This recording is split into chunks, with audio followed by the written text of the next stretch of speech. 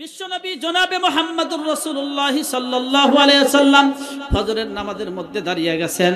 প্রথম রাকাতে সূরা কেরাত করার পর দ্বিতীয় রাকাতে সূরা তাকাসুর ধরছেন। যখন আলহাকুমুত তাকাসুর হাত্তা যুরতুমুল মাকাবির এই আয়াতগুলো পড়তেছেন, সালাবাতুল আনসারী পিছনে ফজরের নামাজে শরীক হইয়া একটা চিৎকার দিয়ে উঠছে, এমন একটা চিৎকার দিয়ে উঠছে, একটা চিৎকার দিয়েই সালাবাতুল আনসারী পিছনের দিকে পড়িয়া গেছে। পয়গম্বর নামাজ শেষ করলেন, হযরত আলীকে ডাকিয়ে বললেন, আলী রে, সালাবাতুল আনসারীর চেহারার মধ্যে পানি দাও। হযরত আলী বলতেছেন, হুজুর, সালাবা আর দুনিয়ার মধ্যে নাই। হযরত সালাবাতুল আনসারী এই সূরা তাকাসুরের মধ্যে কবরের যেই অবস্থায় ভয়াবহ অবস্থার কথা স্মরণ হইয়া একটা চিৎকার দিয়ে জমিনের মধ্যে পড়িয়া গেছে। আমাদের এই সমাজের মধ্যে যারা জিকির আজকার বেশি করে, ইবাদত বন্দেগী বেশি করে, দেখবেন তাদের হাল হয় কবরের কথা মনে পড়িয়া ওদের মধ্যে পরিবর্তন ঘটে। আমরা এক একজন এক এক রকম কথা মনে করি, কেউ কেউ আবার বলি সাহাবা একরাম তো এইরকম করে নাই। দেখেন হাদিসের কথা একদম স্পষ্ট, সালাবাতুল আনসারী পৃথিবী থেকে বিদায় নিয়ে চলে গেল। কিতাবের মধ্যে পাওয়া যায় তার জানাজার নামাজে পয়গম্বর পায়ের অগ্রভাগ দিয়ে হাঁটা চলা করতেছেন, পায়ের আঙ্গুল দিয়ে হাঁটা চলা করতেছেন। হযরত ওমর রাদিয়াল্লাহু তাআলা আনহু জিজ্ঞেস করেন, ও পয়গম্বর, এই রকম তো কোনোদিন দেখি নাই, আজকে ব্যতিক্রম দেখতেছি, আপনি এই রকম করে কেন হাঁটা চলা করেন? হযরতে পয়গম্বর ডেকে ডেকে বলতেছেন, এ ওমর, আজকের দিনে সালাবার তওবার উপর আল্লাহ রাব্বুল আলামিন এত বেশি খুশি হয়েছেন, এত বেশি পছন্দ করছেন, অসংখ্য ফেরেশতা সালাবাতুল আনসারীর জানাজায় শরীক হইয়া গেছে। এই ফেরেশতাদের এত আধিক্যতার কারণে জমিনের মধ্যে আমি পুরাপুরি পাও ফালাইতে পারতেছি না। বাবারে, এই জন্য তওবা করলে কার দরবারে তওবা করতে হবে? জোরে বলেন, কার দরবারে? গুনাহ করতে করতে যদি আমি পাহাড় পরিমাণ গুনাহ করি, এই পাহাড় পরিমাণ গুনাহ মাফ করতে পারেন কে? জোরে বলেন কে? আল্লাহ বলতেছেন, ইন্নী আ'লামু মা লা তা'লামুন। এ ফেরেশতার দল, আমি যা জানি তোমরা তা জানো না, তোমরা তো গুনাহ বোঝো না, আর এই মানব জাতি গুনাহ বোঝে, এরা গুনাহ বোঝে, এরা গুনাহ থেকে মাপ চাইতে পারে। যেই ব্যক্তি গুনাহ থেকে মাপ চাইবে, আমি আল্লাহ ওই ব্যক্তিকে আমার কোলের মধ্যে, কুদরতি কোলের মধ্যে উঠাইয়া নেব। জোরে কোন সুবহানাল্লাহ। ইমানদার মুসলমান, আল্লাহ রাব্বুল আলামিন পৃথিবীর মধ্যে সর্বপ্রথম যেই নবীকে প্রেরণ করলেন, যেই মহামানবকে প্রেরণ করলেন, তিনি হযরতে আদম আলাইহিস সালাম। তাকে নবুয়তি দেওয়ার অর্থ হচ্ছে হযরতে আদম আলাইহিস সালামের ঔরস থেকে যত মানুষ পৃথিবীর মধ্যে আসবে, তারা যাতে বলতে পারে যে আমরা নবী ফ্যামিলির সন্তান।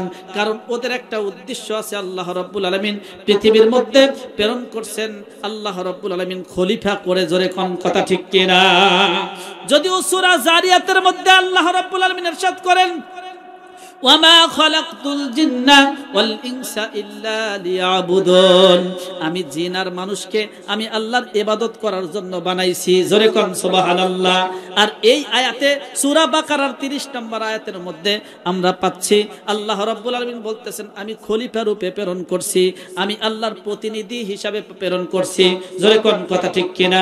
এই জন্য আমরা ধরে নিতে পারি মানুষকে আল্লাহ দুই উদ্দেশ্যে সৃষ্টি করছেন। কয় উদ্দেশ্যে? জোরে বলেন, কয় উদ্দেশ্যে? 1 নাম্বার ইবাদত, 2 নাম্বার খেলাফত। 1 নাম্বার ইবাদত, 2 নাম্বার খেলাফত।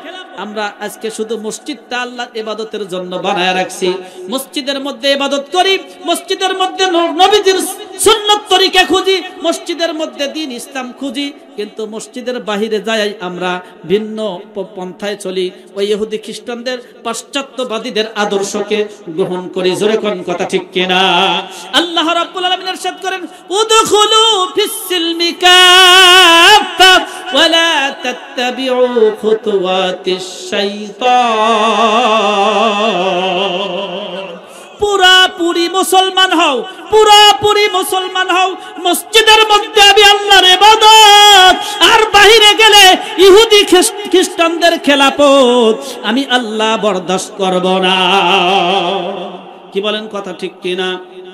দেখেন আল্লাহ রাব্বুল আলামিন এই পৃথিবীর মধ্যে মানব জাতি প্রেরণ করার পূর্বে সুন্দর করে ইরশাদ করেন, وَإِذْ أَخَذَ رَبُّكَ مِنْ بَنِي آدَمَ مِنْ ظُهُورِهِمْ ذُرِّيَّتَهُمْ وَأَشْهَدَهُمْ عَلَى أَنفُسِهِمْ أَلَسْتُ بِرَبِّكُمْ قَالُوا بَلَى।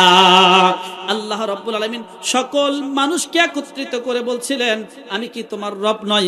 তখন আমরা বলেছিলাম বালা, অবশ্যই আপনি আমার রব। কি বলেন, কথা ঠিক কিনা? এইখানে শুধু আপনি আমার রব, মসজিদের মধ্যে আপনি আমার রব তা না, কিন্তু তাফসিরে কাশফের মধ্যে এই আলাস্তু বিরব্বিকুমের 6টা অর্থ নিছে। আলাস্তু বিরব্বিকুম, আমি কি তোমার ব্যক্তিগত জীবনের রব নয়? আলাস্তু বিরব্বিকুম, আমি কি তোমার পারিবারিক জীবনের রব নয়?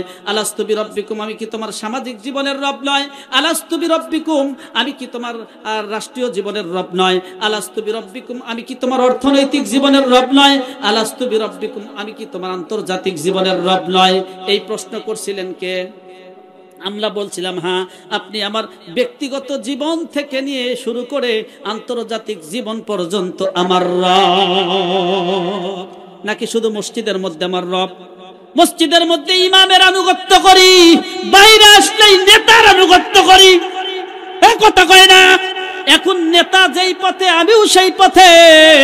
নেতা যদি কেবলার দিকে হয় আমিও কেবলার দিকে, নেতা যদি ভারতের দিকে যায় আমিও ভারতের দিকে, কথা কয় না? যেই নেতা কেবলার দিকে আমরা সেই নেতার পিছনে থাকতে চাই, কথা কয় না? কে কে রাজি আছেন? লিল্লাহি তাকবীর। আল্লাহ আমাদের সবাইকে কবুল করেন, সবাই বলেন আমিন। ইমানদার মুসলমান, আল্লাহ রাব্বুল আলামিন বলতেছেন, আমি তোমার ব্যক্তিগত জীবন থেকে শুরু করে আন্তর্জাতিক জীবন পর্যন্ত আমি তোমার রব। এই কথাটা যদি তুমি স্বীকার করো তাহলে তোমার জন্য সুন্দর একটা ব্যবস্থা আমি আল্লাহ রাব্বুল আলামিন করব। কবরের মধ্যে আমি তোমাকে প্রশ্ন করব, মার রব্বুক, কে তোমার রব? তখন তোমার জবান দিয়ে বের হবে রব্বি আল্লাহ। মসজিদের মধ্যে রবকে রব হিসাবে মানলাম, সমাজের মধ্যে, অর্থনৈতিক জীবনে, রাষ্ট্রীয় জীবনে, আন্তর্জাতিক জীবনে ভিন্ন কোন নেতাকে যদি আমি নেতা হিসাবে মনে করি, বিশ্বনবীর আদর্শকে বাদ দিয়া, তাহলে ওই কবরের মধ্যে যাওয়ার পরে আমার জবান দিয়া হা হা লা আদ্রি ব্যতীত আর কোনো কিছু বের হবে না। কি বলেন, কথা ঠিক না? এই জন্য মসজিদ শুধু ইবাদতের জায়গা না, ইবাদত শুধু নামাজের নাম নয়। ইবাদত কার নাম? গায়াতুত তাদাল্লুলি ফিল খুশু। জীবনের প্রত্যেকটা ক্ষেত্রে আল্লাহ রাব্বুল আলামিনের হুকুমের সামনে, আল্লাহ রাব্বুল আলামিনের নির্দেশের সামনে নিজেকে চরম নতি স্বীকার করার নাম হলো ইবাদত। জীবনের প্রতিটা ক্ষেত্রে আল্লাহ রাব্বুল আলামিন ইরশাদ করেন, কুল ইন্না সালাতি ওয়া নুসুকি ওয়া মাহইয়ায়া ওয়া মামাতি লিল্লাহি রাব্বিল আলামিন। আল্লাহ বলতেছেন, তুমি বলো আমার নামাজ কার জন্য, আমার কোরবানি কার জন্য, আমার এই জীবন কার জন্য, আমার মরণ কার জন্য? এক কথায় আমার জীবনের সব কিছু হবে আল্লাহর জন্য, অন্য কারো জন্য নয়। জোরে বলেন, কথা ঠিক কিনা? এই জন্য ইমানদার তাকাইয়া দেখেন, একটু খেয়াল করেন, দুনিয়ার মধ্যে মানুষ দুই দলে বিভক্ত। কিয়ামতের ময়দানেও মানুষ দুই দলে বিভক্ত হবে, ফারিকুম ফিল জান্নাতি ওয়া ফারিকুম ফিস সাইর। একটা দল কোরআনের পক্ষে আর একটা দল কোরআনের বিপক্ষে। আছে না নাই? কোরআনের বিপক্ষে আছে না নাই? বাংলাদেশের মধ্যে যত কোরআনের দল বাদ দিয়ে যত দলের দিকে তাকান সবাই কোরআন বিরোধী, কেউ কোরআনের পক্ষে না। যদি বলেন তোমাদের আমি সমর্থন করব, ভোট দেব, ঠিক আছে, এই আপনার কোরআন হাদিস বাধ্যতামূলক করেন, নামাজ বাধ্যতামূলক করেন, পর্দা বাধ্যতামূলক করবেন, কেউ কি রাজি হবে? কথা কয়, কেউ রাজি হবে? রাজি হবে না। এক কথায় সবাই বামপন্থী, সবাই কোরআন বিরোধী। একটা দল আছে যারা কোরআনের পক্ষে, আমরা সেই দলকে সাপোর্ট করতে চাই। অন্যথায় কিয়ামতের ময়দানে কোরআন বিরোধী বামপন্থীরা যেই হাতে আমলনামা পাবে, বাম হাতে, ওই হাতে আমলনামার আশঙ্কা আছে। কি বলেন, কথা ঠিক কিনা? আমরা আমলনামা কোন হাতে চাই? কে কে ডান হাতে চাই? লিল্লাহি তাকবীর।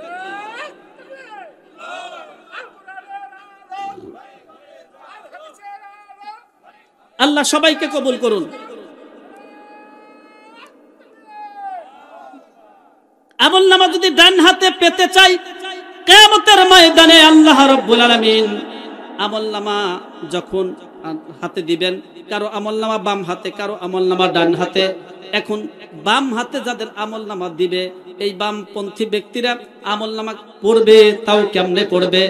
কিতাবের মধ্যে পাওয়া যায়, বাম হাতটা পেটের মধ্যে দিয়ে ঢুকাইয়া পিঠের মধ্যে দিয়ে বের করিয়া এরপরে আমলনামা দিয়ে দিবেন।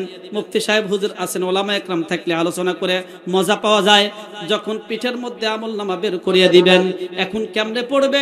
এই লোকগুলো আফসোস করতে থাকবে, হাই আমলনামা কেমনে পড়ব? এইবার ফেরেশতা পাঠাইয়া দিবেন, ফেরেশতা ঘাটটা মটকাইয়া ভাঙ্গিয়া পিছনের দিকে ঘুরাইয়া দিবে। এরপরে ঘোষণা হবে, ইকরা কিতাবাকা কাফা বিনাফসিকাল ইয়াউমা আলাইকা হাসিবা। পড়ো, দুনিয়ার মধ্যে যা কিছু কামাই করছো পড়ো। এখন এই ব্যক্তি পড়বে আর আফসোস করবে, আর বলতে থাকবে, লা ইউগাদিরু মা লিহাদাল কিতাব লা ইউগাদিরু সগীরাতান ওয়ালা কাবীরাতান ইল্লা আহসাহা। এটা কেমন কিতাব, কেমন আমলনামা! আখারে আমি তো গুনাহ, এমন কিছু গুনাহ করছি যা দুনিয়ার কোনো মানুষ দেখে নাই, সেটাও আমার আমলনামায় লেখা। আবার এমনও কিছু গুনাহ দেখা যাচ্ছে যেটা আমি জীবনে করিও নাই। দুর্নীতি করি নাই, দুঃশাসন করি নাই, অন্যায় করি নাই, নারীবাজি করি নাই, এরপরে ক্ষমতার অপব্যবহার করি নাই। এই গুনাহগুলোও তো আমার হাতের মধ্যে লেখা। এইগুলা কেন লেখা? ওই সময় একটা আওয়াজ হবে, তুমি করো নাই, কিন্তু যে করছে তাকে তুমি সাপোর্ট করছো। ওই ক্ষমতার মধ্যে যায় দুর্নীতি করছে, অন্যায় করছে, ইয়াতীমের উপর নির্যাতন নিপীড়ন করছে, ওই তাকে তুমি ভোট দিয়া, তাকে তুমি সহযোগিতা কইরা ওই জায়গায় বসিয়েছিলে। ও যত গুনাহ করছে সব গুনাহ তোমার আমলনামায় কিছু কিছু লেখা হয়েছে। এই গুনার ভাগী কি আমরা হতে চাই? বাবারে, আমাদের সমাজে একটা স্লোগান আছে, এই নতুন একটা সংগঠন আসছে, ইসলামের পক্ষে স্লোগান দেয়, ভোট দিলে কি এরা পারবে, ভোটটাই তো পয়সা যাবে। এই কথা বলে কি বলে না? ইসলামের পক্ষে ভোট দিলা নাকি ভোট পচে। ইমানদার মুসলমান, আমি বলতে চাই, ভোট আপনার পচে পচুক, কিন্তু এমন মানুষকে বিজয় করবেন না নিজের জীবনকে পচায়া দিবে। জোরে বলেন কথা ঠিক কিনা? এই জন্য আমরা কোরআনের পক্ষে যারা, তাদেরকে সাপোর্ট করব। এই নিয়তে আল্লাহ কোরআনের পক্ষে সমর্থন করলাম। ক্ষমতা দেওয়ার মালিক তুমি, দিলে দাও, না দিলে কিয়ামতের দিন বলতে পারবো আমরা চেষ্টা করেছি, বাকি আপনি দেন নাই, আমাদের করার কিছু নেই। কথা কয় না? ইসলামী হুকুমত কায়েম করার চেষ্টা করা ফরজে কিফায়া, চেষ্টা করা ফরজ। কি বলেন কথা ঠিক না? এজন্য আল্লাহ রাব্বুল আলামিনের কাছে জবাবদেহিতার সম্মুখীন যাতে না হয়, হযরতে হাফিজ হুজুর রাহমাতুল্লাহ আলাইহি একথাই বলেছেন, আমার কাজ ইসলামের একটা বাক্স পাঠানো, আমি বাক্স পাঠায়া দিছি, এখন কে ভোট দিল না দিল সেইটা দেখার বিষয় না, আমি মানুষের ঈমান বাঁচাতে চাই। কিয়ামতের ময়দানে আল্লাহর কাছে জবাব দিতে চাই, আল্লাহ আমি চেষ্টা করেছি, ক্ষমতা দাও নাই, তুমি দাও নাই, আমার করার কিছু নেই। কি বলেন কথা ঠিক কিনা? এই জন্য ভোট পচবে কি পচবে না এইটা দেখার সময় আমার নাই। আমার দেখার বিষয়, যা কিছু করব আল্লাহর জন্য করব। কি বলেন কথা ঠিক কিনা? যা কিছু করব আল্লাহর জন্য করব। দুনিয়ার মধ্যে চলনে ফেটনে ওঠানে বসনে রাজনীতি হরতাল ভোটাভুটি ক্যানভাস যা কিছু করব কার জন্য করব? কে কে করব? দুই হাত তুলে দেখাই, লিল্লাহি তাকবীর। আল্লাহ সবাইকে কবুল করেন, সকলেই বলুন আমিন। আল্লাহ রাব্বুল আলামিন বলতেছেন, এ পৃথিবীর মানুষ, আমি যা জানি তোমরা তা জানো না। অর্থাৎ দুনিয়ার মানুষগুলা এই পৃথিবীর মধ্যে ইসলামী হুকুমত কায়েম করবে আমার জন্য। জোরে কোন কথা ঠিক কিনা? আলামিন এই পৃথিবীর মানব জাতিদের শ্রেষ্ঠত্ব দান করছেন। এরা গুনাহ বোঝার পরেও গুনাহ করবে না, নেকির কাজ করবে। জোরে কোন সুবহানাল্লাহ। দ্বিতীয় নাম্বার, আল্লাহ রাব্বুল আলামিন পৃথিবীর মধ্যে সর্বপ্রথম আমাদের আম্মা জান হযরত হাওয়া আলাইহিস সালামকে সৃষ্টি করেছিলেন। হাওয়া আলাইহিস সালামকে সৃষ্টি করলেন হযরত আদম আলাইহিস সালামের বাম পাজরের হাড় দিয়ে বানাইলেন। কি বলেন কথা ঠিক কিনা? ইমানদার মুসলমান, আমি সংক্ষেপ ভাবে এই কথাটা আলোচনা করে এই মোনাজাতের দিকে যেতে চাচ্ছি। আপনারা কি কষ্ট পাচ্ছেন? একটু জিকির করি, লা ইলাহা ইল্লাল্লাহ।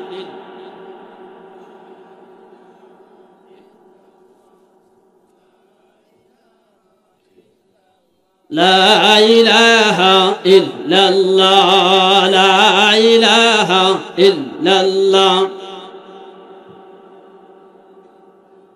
কার লাগিয়া কান্দ তুমি, কার লাগিয়া হাসো, যে তোমাকে করলো সৃজন, যে তোমাকে করলো সৃজন, তারেই ভুলে গেছো ও মন, তারেই ভুলে গেছো। কার লাগিয়া কান্দ তুমি, কার লাগিয়া হাসো। কালেমা পড়ি লা ইলাহা ইল্লাল্লাহ। আরেকটু জোরে লা ইলাহা ইল্লাল্লাহ। লা ইলাহা ইল্লাল্লাহ মুহাম্মাদুর রাসূলুল্লাহ। সকলেই বলুন সাল্লাল্লাহু আলাইহি ওয়াসাল্লাম। আল্লাহ রাব্বুল আলামিন এই পৃথিবী সৃষ্টি করার পরে পৃথিবীর অগ্রভাগ থেকে হযরত আদম আলাইহিস সালামকে বানাইলেন। এরপরে কিছু মাটির খামিরা থেকে আম্মাজান হাওয়া আলাইহিস সালামকে সৃষ্টি করতে চান। একদিনকার ঘটনা, আল্লাহ রাব্বুল আলামিন পয়গম্বর আদম আলাইহিস সালামকে জান্নাতের মধ্যে কেমন অবস্থা, এই অবস্থাটা দেখানোর জন্য জিবরাইল আমিনকে পাঠিয়ে দিলেন। জিবরাইল আমিন আয়েশা হযরত আদম আলাইহিস সালামকে ডেকে বলতেছেন, ও পয়গম্বর আপনার অবস্থা কেমন, কেমন আছেন? কয় অবস্থা তো ভালো না, এই বিশাল বড় জান্নাতের মধ্যে একা একা কেমনে সময় কাটাই। জোরে কোন সুবহানাল্লাহ। জিবরাইল আমিন আল্লাহ রাব্বুল আলামিনকে আয়েশা ডেকে ডেকে বলতেছেন, আল্লাহ গো, আপনার পয়গম্বর আদম আলাইহিস সালাম এই কথাটা বললেন। এইবার আল্লাহ রাব্বুল আলামিন ডেকে বলতেছেন, এ জিবরাইল আদমের চোখের মধ্যে ঘুম ঢেলে দাও। পয়গম্বর আদম আলাইহিস সালাম এইবার জান্নাতের মধ্যে ঘুমিয়ে গেলেন। জিবরাইল আলাইহিস সালাম আদম আলাইহিস সালামের বাম পাজর থেকে একটা হাড় বের করলেন। এই হাড় দিয়া আম্মাজান হযরত হাওয়া আলাইহিস সালামকে সৃষ্টি করলেন। জোরে কোন সুবহানাল্লাহ। হযরত হাওয়া আলাইহিস সালামকে অপরূপ সুন্দরী করে সৃষ্টি করিয়া আল্লাহ রাব্বুল আলামিন জান্নাতের মধ্যে এক এলাকার মধ্যে সুন্দর উদ্যানের মধ্যে বসিয়ে রাখলেন। হযরত আদম আলাইহিস সালাম ঘুম থেকে উঠে হযরত হাওয়া আলাইহিস সালামকে দেখার পরে ওনাকে স্পর্শ করতে চালেন। আল্লাহ রাব্বুল আলামিন বললেন, খবরদার, এই ইচ্ছা করলেই তুমি স্পর্শ করতে পারো না, তাকে বিবাহ ছাড়া তুমি ধরতে পারো না। জোরে কোন কথা ঠিক কিনা? হযরতে আদম আলাইহিস সালাম ডেকে বললেন, আল্লাহ গো, বিবাহ আবার কেমনে, কাজী কোথায় পাবো? আল্লাহ রাব্বুল আলামিন জিবরাইল আমিনকে পাঠাইলেন। জিবরাইল আমিনকে কাজী হিসাবে পাঠাইলেন, কিন্তু হযরত আদম আলাইহিস সালামকে বললেন, মহরনা একটা নির্ধারণ করো। আদম আলাইহিস সালাম বললেন, জান্নাতের মধ্যে মহরনা কোথায় পাবো, টাকা কোথায় পাবো? এইবার আল্লাহ রাব্বুল আলামিন বললেন, আখিরি জামানার পয়গম্বর বিশ্ব নবীর উপর 10 মার্তবা দরুদ পাঠ করো, তোমার মহরনা পরিশোধ হয়ে যাবে। আর একটু জোরে কোন সুবহানাল্লাহ। ইমানদার মুসলমান, মহরনা তো আদায় করতে হবে, হযরত হাওয়া আলাইহিস সালামকে দিতে হবে, স্ত্রীকে দিতে হয়। কি বলেন, কথা ঠিক কিনা? শেষ জামানার পয়গম্বরের উপর দরুদ পাঠ করলে মহরনা কেমনে আদায় হয়? কিতাবের মধ্যে পাওয়া যায়, যেহেতু সন্তান খুশি হইলে মা খুশি হয়। হযরত হাওয়া আলাইহিস সালামের শ্রেষ্ঠ সন্তান ছিলেন বিশ্বনবী মুহাম্মদুর রাসূলুল্লাহ, তিনি খুশি, হযরত হাওয়া আলাইহিস সালাম খুশি। জোরে কোন সুবহানাল্লাহ। ইমানদার মুসলমান, এখন প্রশ্ন, আল্লাহ রাব্বুল আলামিন বাম পাজর থেকে হাড় কেন বের করলেন? মানুষের মহব্বত তো থাকে বুকে। কি বলেন, কথা ঠিক না? মানুষের মহব্বত থাকে বুকে, যেহেতু মহব্বত বুকে থাকে এই জন্য বুক থেকে একটা হাড় বের করলেন। এখন বুকের আরো তো অংশ ছিল, চামড়া ছিল, গোশত ছিল, হাড় কেন বের করলেন? এর অর্থ হচ্ছে, হাড় যেহেতু একদম ভিতরে থাকে, হাড়ের উপর পাতলা একটা আবরণ থাকে, তার উপরে থাকে গোশত, তার উপরে থাকে আপনার চামড়া, এর উপরে থাকে কিছু লোম, এই 4-5টা ফর্দের নিচে হাড়। এই হাড় ভিতর থেকে বের কইরা আম্মা জানদের সৃষ্টি করার উদ্দেশ্য হলো আল্লাহ রাব্বুল আলামিন বুঝাইতে চান, এ নারীর দল, তোমরা কিন্তু ভিতরের অংশ। কি বলেন, কথা ঠিক না? তোমরা ভিতরের অংশ, ভিতরেই থাইকো। ভিতরে থাকলে আল্লাহ তোমার দাম বৃদ্ধি করে দিবেন। দেখো না, তোমার ইন্তেকালের পর তোমাকে 5-5টা কাফনের কাপড় পরানো হয়।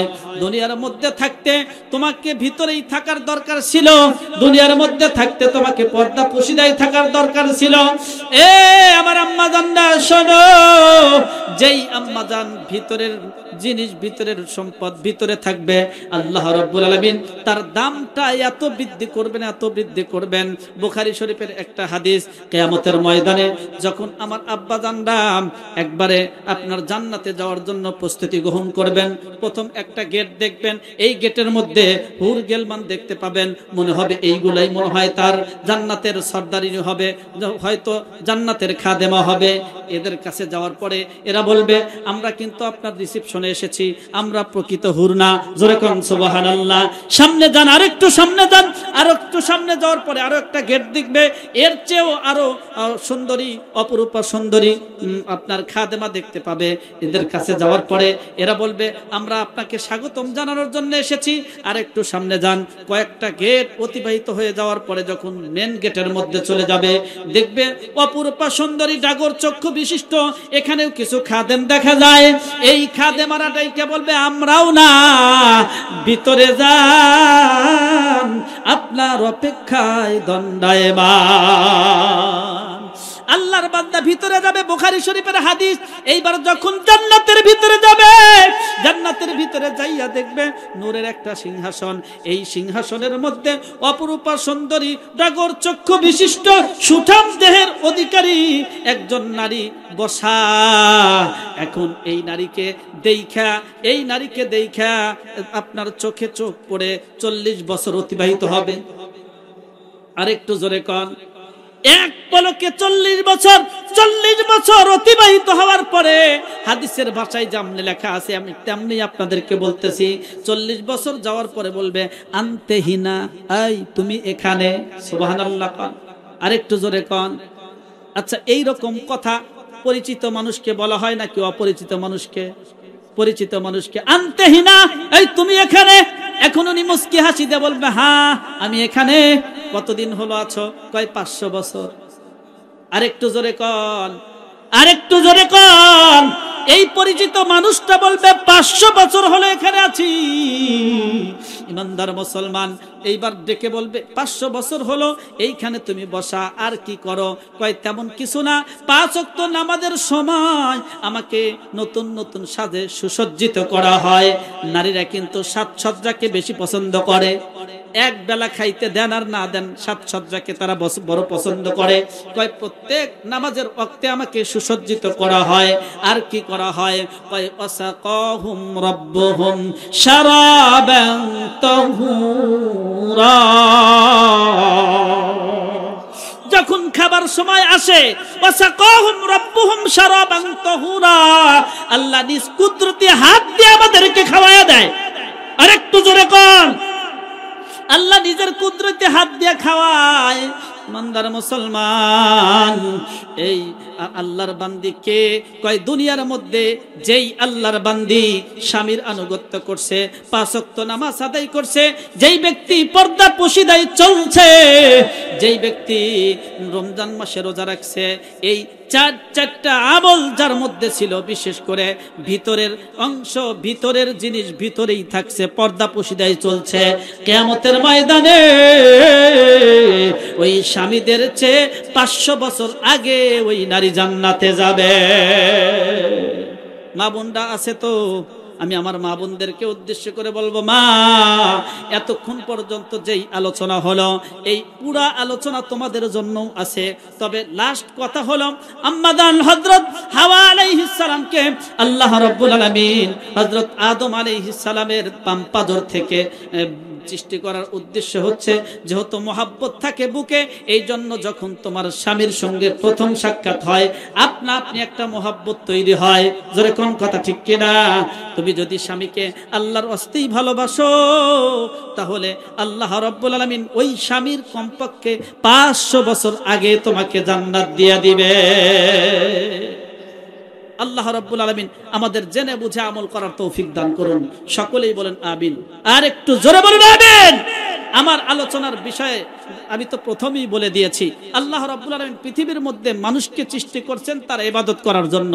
এজন্য এই মানুষ আল্লাহর ইবাদত করবে, এই মানুষকে আল্লাহ শ্রেষ্ঠত্ব দান করছেন। কত প্রকারের শ্রেষ্ঠত্ব দান করছেন, তার অন্যতম হচ্ছে প্রথম মানুষকে আল্লাহ নবুয়তি দান করছেন, যাতে আমরা বলতে পারি আমরা নবীর ঘরের সন্তান। কি বলেন, কথা ঠিক কিনা? আমাদের দাম বেশি, আমাদের দায়িত্বটাও বেশি। কি বলেন? আমাদের দাম বেশি, দায়িত্বও বেশি, অনেক বেশি, অল্প বেশি না, অনেক বেশি। কেমন বেশি? আমাদের মাথা থেকে শুরু করে পায়ের তালু পর্যন্ত, ব্যক্তিগত জীবন থেকে শুরু করে আন্তর্জাতিক জীবন পর্যন্ত যা কিছু করব কার জন্য করব? নাকি হুজুররা যদি নির্বাচনে দাঁড়ায় বলে কি রে ভাই, এই হুজুররাও কি বর্তমানে লোভে পড়ে গেল? আচ্ছা, এই চেয়ারটা এটা ভালো জায়গা না খারাপ জায়গা? বর্তমানে দুর্নীতি দুঃশাসন করে এই চেয়ারটা আপনার একদম খারাপ বানায় ফেলাইছে, যার কারণে মানুষ মনে করে যে আসলে এই জায়গাটাই খারাপ। কি বলেন, কথা ঠিক কিনা? আরেকটা কথা, এই যে পীর, আপনার বিশেষ করে আমরা পীর শব্দটা অনেকে সহ্যই করতে পারি না, পীর শব্দটা সহ্য করতে পারি না। পীর শব্দের অর্থ ওস্তাদ, মুরব্বী, যেটা ফার্সি শব্দ ওস্তাদ, এর অর্থ হচ্ছে ওস্তাদ অথবা মুরব্বী। আমরা পড়ালেখা করি, তাদেরকে শিক্ষক হিসাবে মানি। কি বলেন? শিক্ষক আপনারা মানেন না? শিক্ষক মানেন না? তো শিক্ষক যেহেতু আমরা মানি, ইলমে শরীয়ত যাদের কাছ থেকে অর্জন করি তাদেরকে ওস্তাদ বা শিক্ষক হিসাবে আমরা জানি। আর ইলমে মারিফত, আমার এই কলবের রোগ দূর করার দরকার আছে না নাই? এই কলবের রোগ দূর করার জন্য ইলমে মারিফত শিখতে হবে। আর ইলমে মারিফত আপনার আশেপাশে যে কোনো হক্কানি আলেমকে পান, আপনি তার কাছ থেকে সবক আসবাক নিয়ে আপনি ইলমে মারিফতের চিকিৎসা করতে পারেন, ইলমে মারিফতের শিক্ষা অর্জন করতে পারেন। এখন এই ইলমে মারিফতের এই শিক্ষাগুলা দিয়ে থাকেন হক্কানি পীর মাশায়েখগণ। কি বলেন, কথা ঠিক কিনা? এই বাংলাদেশ শাহজালাল আমিনী, শাহ পরান, শাহ মাকদুম, ওনার তো পীর মাশায়েখ ছিলেন। কি বলেন, কথা ঠিক কিনা? এখন এই আপনার বর্তমানে কওমি উলামায়ে কেরামের মধ্যে অধিকাংশ বড় বড় আলেম পীর আপনারা হয়তো জানেন না, হুজুর জানেন। কওমি উলামায়ে কেরামের মধ্যে অধিকাংশ বড় বড় উলামায়ে কেরামের কাছে যাইবেন, খোঁজ দিয়ে দেখবেন সে একজন পীর, মানে খলিফা। আপনার ইলমে মারিফত এর জ্ঞান অর্জন করতে গিয়া কোন একজন আপনার ওস্তাদের কাছ থেকে খেলাফত পাইছে, বলছে তুমি ইচ্ছা করলে এরকম কিছু ছাত্র গ্রহণ করে তাদেরকে কিছু সবক আসবাক দিতে পারো, 20 থেকে 22টা সবক আছে, এই সবক তোমরা দিতে পারো। এখন এই সবক, এই শিক্ষা যারা অর্জন করে তাদেরকে এই আপনার ফার্সি ভাষায় মুরিদ বলা হয়, আর শিক্ষককে বলা হয় পীর। কিন্তু বর্তমানে এই বেদাতি ভণ্ড পীর সাহেবরা উল্টাপাল্টা করতে করতে, শিরক কুফর এবং বেদাতি করতে করতে পীর শব্দটাকে খারাপ করে ফেলাইছে। কথা কয় না? এই পীর শব্দটাকে খারাপ করে ফেলাইছে। আর দুনিয়া লোভী কিছু নেতারা এই চেয়ারগুলোকে নাপাক করে ফেলাইছে। যারা বলেন, কথা ঠিক কিনা? এখন এই চেয়ারে যদি মুফতি সাহেব হুজুর বসতে চান, হা মুফতি সাহেব এত সুন্দর মানুষ, এই চেয়ারে কেন বসতে চায়? কি বলেন, কথা ঠিক কিনা? আরেকজন যদি একজন হক্কানি পীর মাশায়েখের সবক আসবাক আদায় করে, না উনি একজন আলেম মানুষ, আবার পীর ধরছে নাকি? বড় পীর তো বাবা মা। আচ্ছা, যেই পীর তার বাবা মাকে বাদ দিয়া তার সেবা করতে বলে, সে তো 1 নম্বরে ভণ্ড পীর। কি বলেন, কথা ঠিক কিনা? আর যেই পীর যদি শোনে বাবা মার খোঁজ খবর নেয় না, তখন ওই পীর বলবে তুমি আমার মুরিদ না। কি বলেন, কথা ঠিক কিনা? সেই পীর হলো আসল পীর। এইরকম প্রসিদ্ধ পীর কিছু আছে আমাদের বাংলাদেশে, হক্কানি পীর মাশায়েখদের মধ্যে অন্যতম রসুলপুরের পীর সাহেব, চরমনায়ের পীর সাহেব, শর্ষিনার পীর সাহেব। এই পীর সাহেবগুলো প্রসিদ্ধ। আম জনতা এবং ওলামায়ে কেরাম যাদের আপনার রুহের চিকিৎসা করিয়ে আপনার নিজের জীবন পরিবর্তন করতেছে, তাদের মধ্যে অন্যতম পীর সাহেব চরমনাই, যিনি খানকার পীর, ময়দানের বীর। কথা কয় না? যিনি খানকার পীর, শুধু আত্মশুদ্ধি গ্রহণ করেন না, তার মতো সিপাহ সালার নেতৃত্ব বাংলার জমিনে আমার জানা মতে আর কেউ নাই। একই সাথে তিনি ধর্মীয় কাজ করে যাচ্ছেন, আধ্যাত্মিকতার কাজ করে যাচ্ছেন, একই সাথে বাতিলের সামনে হুঙ্কার দিয়ে আপনার মস্তককে তছনছ করে দিয়ে যাচ্ছেন। জোরে বলেন, কথা ঠিক কিনা? যদি আপনারা এই বিষয়ে সচেতন হয়ে থাকেন, এই যে আপনার 5 তারিখে যেই বিপ্লব ঘটলো, ছাত্রদের পাশে দাঁড়িয়েছিল একমাত্র পীর সাহেব চরমনাই, তার দাঁড়ানোর কারণে অত তাড়াতাড়ি বাংলাদেশ থেকে বিদায় হতে বাধ্য হয়েছে। সুতরাং এই ধরনের নেতৃত্ব আমরা গ্রহণ না করলে কাদের নেতৃত্ব গ্রহণ করব বলেন? একই সাথে যিনি আপনার খানকার পীর যখন কোনো বাতিল মাথা চারা দিয়ে ওঠে সর্বপ্রথম প্রতিবাদ করে পীর সাহেব চরমনাই। এই যে ফারুকি সাহেব বিদায় নিল, হ্যাঁ, চিত্র জগতের ফারুকি সারা জীবন আকাম কুকাম করে আসছে, এখন আবার উপদেষ্টা শপথ গ্রহণ করেছিল। বাংলার জমিনে একমাত্র সর্বপ্রথম হুঙ্কার ছেড়েছিল পীর সাহেব চরমনাই। থাকতে পারে নাই তাকে বর্তমান সরকার অপসার করতে, বর্তমান সরকার তাকে পদত্যাগ করাতে বাধ্য হয়েছে। সুবহানাল্লাহ কোন, আরেকটু জোরে কোন। যে আহমদ শফি রহমতুল্লাহ আলাইহিকে তেতুল হুজুর বলেছিল, যার দ্বারা ইসলামের অনেকটাই ক্ষতি হয়েছে, যে একসময় অনিসলামিক কর্মকাণ্ডে লিপ্ত ছিল, সে বর্তমান যুগে ওলামা একরাম এবং ছাত্রদের আন্দোলনের কারণে যারা বিদায় নিয়েছে তাদেরকে আবার মসনদে রাখবে, এটা কোনো আলেম বরদাস্ত করবে না। কি বলেন, কথা ঠিক কিনা? এই জন্য আপনাদের কাছে দাওয়াত দিয়ে যাচ্ছি, সেটি হচ্ছে পীর সাহেব চরমনাই হকের আওয়াজ দিয়ে সর্বদাই মাঠে ময়দানে কাজ করে যাচ্ছেন। সকাল থেকে সন্ধ্যা, দিনের পর দিন, রাতের পর রাত মানুষের দাঁড়ে দরে আপনার দিনের দাওয়াত দিয়ে আসছেন। বলতে পারেন হুজুর এত দল কে, এই কথা বলতে পারেন। ভাই, ওলামা একরামের মতানক্যের মধ্যেও একটা ফায়দা আছে। এখন আমি শুধু এতটুকু বলতে চাই, পীর সাহেব চরমনাই তিনি এমন একটা সংগঠনের সাথে আছেন যিনি এদিকেও নাই সেদিকে নাই, ইসলামের সাথে আছে। ইসলামকে নিয়ে তিনি ক্ষমতায় যেতে চান, বাতিলকে নিয়ে ক্ষমতায় যেতে চান না। যদি আপনার তাদের মন্ত্রিত্বের দরকার হতো, যদি তাদের আসনের দরকার হতো, তাহলে তারা এদিক সেদিক একটু কাজ হলে দুই একটা আসন মন্ত্রিত্ব পাইতো। কি বলেন, পাইতো কি পাইতো না? পাইতো। কিন্তু তাদের পূর্বের স্লোগান, আমরা অনিসলামিক কাউকে নিয়ে ক্ষমতায় যেতে চাই না। তবে এখন ঐক্যের পথে সবচাইতে বেশি আপনার অবদান রাখতেছেন, ঐক্য হওয়ার পথে ইসলামী দলগুলা ঐক্য যাতে হয় এর জন্য সবচেয়ে বেশি ভূমিকা পালন করতেছেন পীর সাহেব চরমনাই। দোয়া করবেন আল্লাহ রাব্বুল আলামিন পীর সাহেব চরমনাইয়ের খেদমতকে কবুল করেন, আমিন বলেন। সবাই বলেন আমিন। আল্লাহ পীর সাহেব চরমনাইয়ের মতো এরকম হক্কানি ওলামা একরামের নেতৃত্বে এদেশ শাসন করার মতো তৌফিক দান করেন। সকলেই বলুন আমিন। দরুদ শরীফ পড়ি। সভাপতি সাহেব কিছু কথা বলবেন, এরপরে মোনাজাত হবে।